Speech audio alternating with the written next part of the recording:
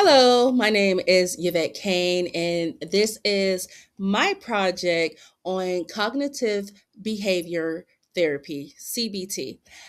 So there are a couple of skills, a couple of helping skills that goes along with cognitive behavior therapy.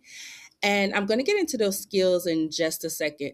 So, with cognitive behavior therapy, what it does is it helps reorganize people's thoughts. So, with your thoughts, you have negative thoughts that will affect your feelings, and then you have the behavior aspect of it, and the feelings affects your behaviors.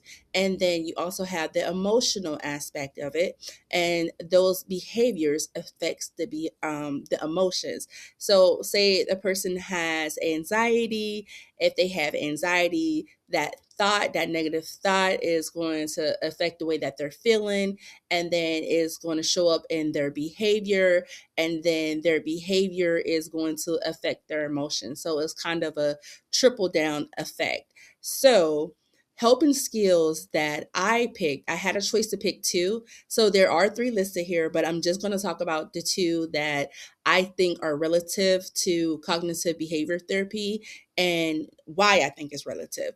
So, the first skill that I chose was active listening. The second skill that I chose was cognitive restructuring. And the reason why I chose these two skills is because, first of all, you have to be able to listen to the client.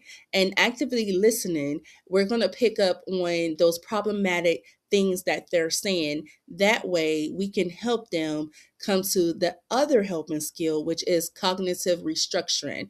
And what that is a skill that involves helping the client to identify and challenge negative thoughts or cognitive distortions. Therapists guide their client in reframing these thoughts to promote a more balanced perspective.